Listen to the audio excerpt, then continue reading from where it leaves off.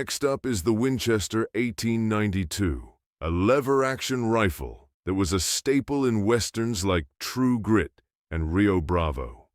It's also known as John Wayne's rifle of choice in many of his films. You can see this iconic rifle in Stagecoach and El Dorado. The fast-firing lever action made it perfect for the Wild West, and it became just as popular in Hollywood. What's your favorite John Wayne movie featuring the Winchester?